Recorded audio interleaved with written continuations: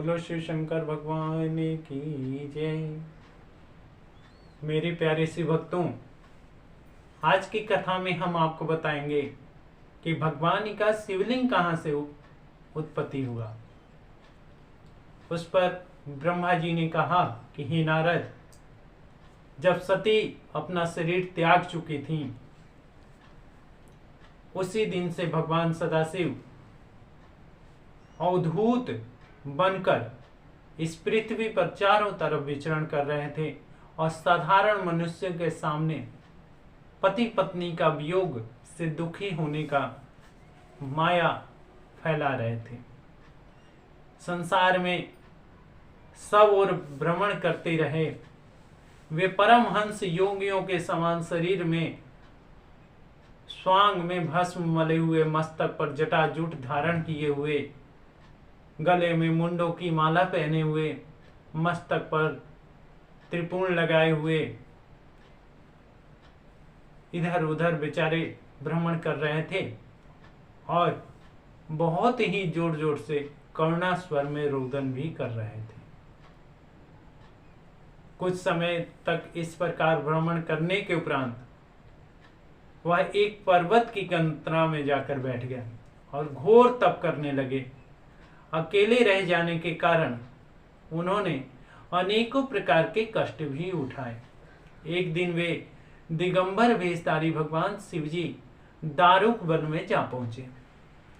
वहां उन्हें नग्न अवस्था में देखकर मुनियों की स्त्रियां उनके सुंदर स्वरूप को देखकर मोहित हो गईं, काम के आवेग में और उनसे लिपट गईं। यह देखकर सब मुनियों ने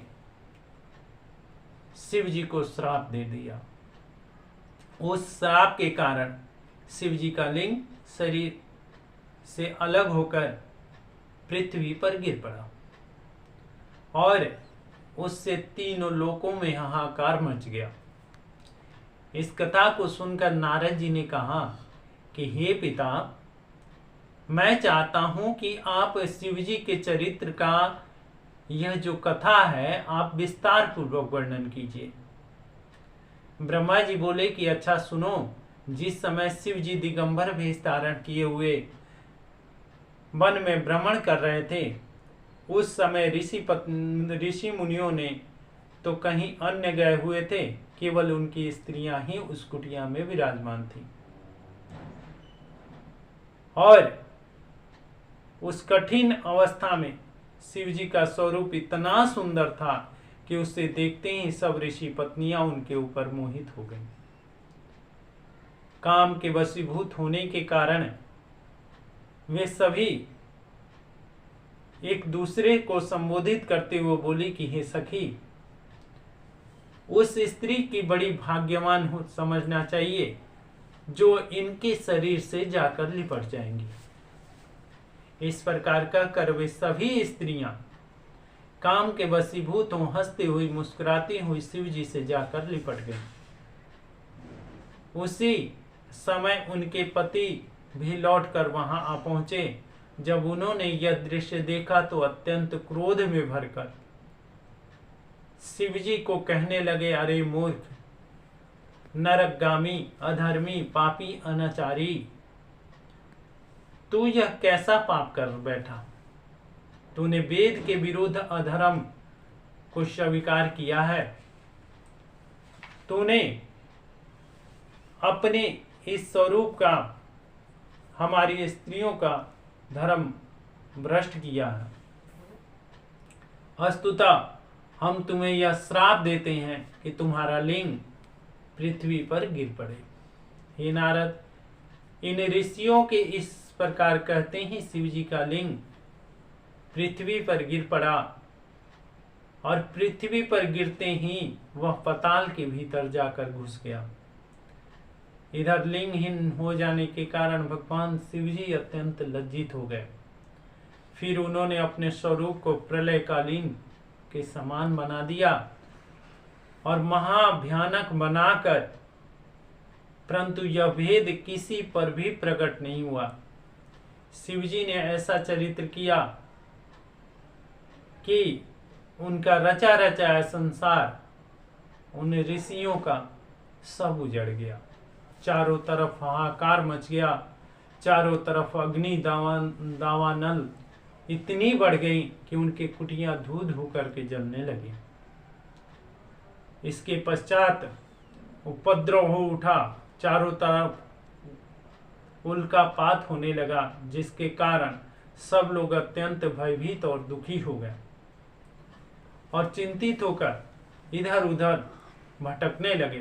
पर्वतों से अग्नि की लपटें भी उठने लगी। दिन में आकाश से तारे टूट टूट कर पृथ्वी पर गिरने लगे। चारों ओर हाहाकार मचिया। मुनियों के आश्रम में यह उत्पात सबसे अधिक उत्पन्न हो गया, परंतु इस भेद को कोई भी न जान सका। इन उपद्रवों का मूल्य कारण क्या था, इसको कौन समझाता। अतः हे नारद, प्रत्येक मनुष्य को यह उचित है कि प्रत्येक कार्य को सोच समझकर भली भांति करना चाहिए। जो मनुष्य विद्या पढ़कर भी अहंकारी हो जाता है, वे शिव जी को नहीं जान पाता और पीछे बहुत ही दुख उठाता है।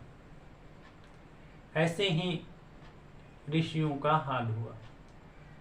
वे अपने अहंकार, अपने विद्या के घमंड में इतने चूर हो गए कि वे भगवान सदाशिव को ही नहीं पहचान सके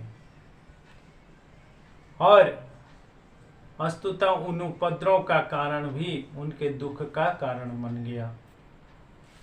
परंतु जब वहां भी उन्हें शांति नहीं मिली, तब वे सब देवताओं को लेकर मेरे पास आ गए।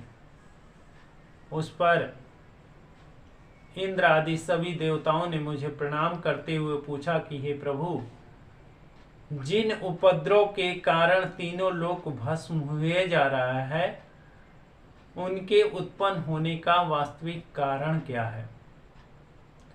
देवताओं की बात को सुनकर मैंने बहुत विचार किया, परंतु वास्तविक रहस्य का मुझे भी नहीं पता लगा। तब मैं उन सब को लेकर भगवान विष्णु जी के विष्णु लोक में जा पहुंचा। वहां भगवान विष्णु जी को प्रणाम करके उनके पश्चात मैंने उनसे यह उत्पात का कारण पूछा। मैं बोला कि हे प्रभु, पृथ्वी में भूकंप, उल्कापात तथा पर्वतों का जलना क्यों हो रहा है?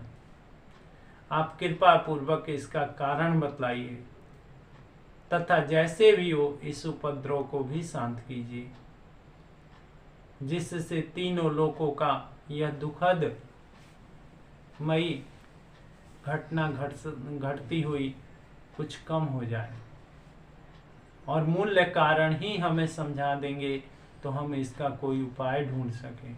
बोलो श्री शंकर भगवान की।